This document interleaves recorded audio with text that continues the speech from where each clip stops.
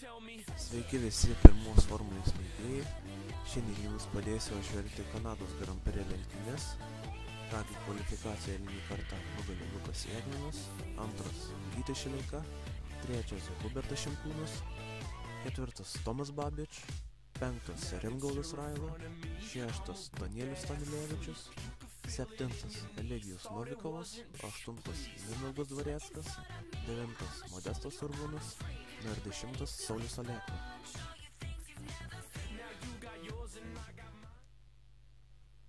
Kėlėmės į lenktynių startą, visi pilotai susirikiavę, raudonų šviesos užgėsta ir startas. Puikiai pajuda Gytis Šileika, pakyla į pirmąją poziciją. Hubertas Šimkūnas taip pat labai gerai startuoja, pakyla į trečiąją poziciją. Matome, visi pilotai pravažiuoja, incidentų pavyko išvengti, ne vienas pilotas nenukentėjo.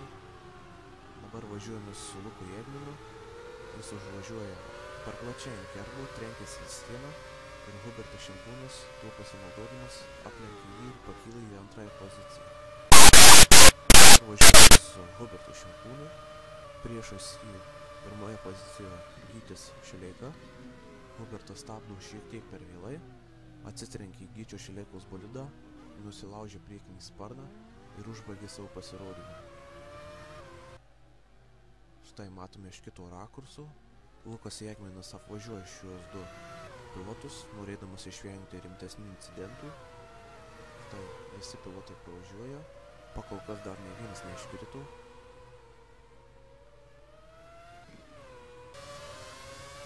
Važiuojame su Williams pilotu Pauliu Juciu, priešais jį Lotus Racing komandos bolidas, pilotuojamas Manto Šeštoko. Paulius bando presinguoti Mantą, tačiau nepavyksta. Štai lenktynių lyderis Lukas Jagminas. Dabar matome, kaip Rimgaudas Raila skrieja. Štai Mindaugas Dvareckas, nedidelis kontaktas su Tomu Babič. Tačiau visi pilotai tęsia lenktynes. Dabar važiuojame su Eligiju Novikovu. Jis praslysta vieną iš lėtesnių trasos posūkių. Štai dabar vėjasi Williams bolidą. Tačiau Williams bolidas, pilotuojamas Pauliu Juciu, turi didesnį maksimalų greitį tiesiojoje. Eligijų šansų lenkti nėra. Štai pilotai važiuoja. Paulius šiek tiek užsimeta. Eligijus bando tuo naudotis. Tačiau starto finišo tiesiog per trumpa. Eligijus bando aplenkti, tačiau jam šansų nėra.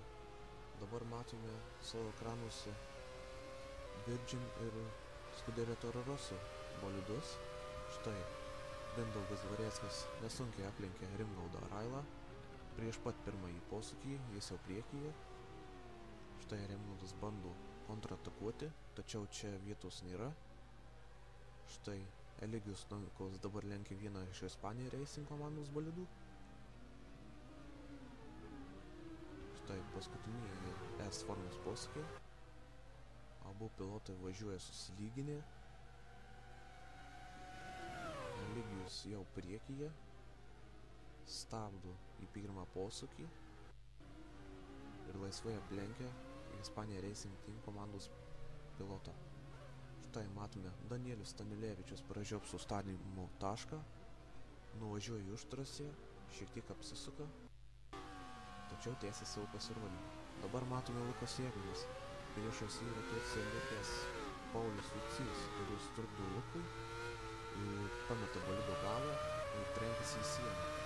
Dabar matome, Lukas Jagminas turi prastą matomumą, priešais jį vėlai stabdo Modestas Urbūnas, tačiau Lukas nuskrieja į užtrasę, bet rimtesnių incidentų pavyksta išvengti. Štai Paulius Jucys klysta, nuvažiuoja į užtrasę, tačiau tęsia savo pasirodymą. Dabar važiuojame su Pauliu ir vėl. Vienas iš lėtesnių posūkių, stabdo labai vėlai, nuslysta į žvyrą.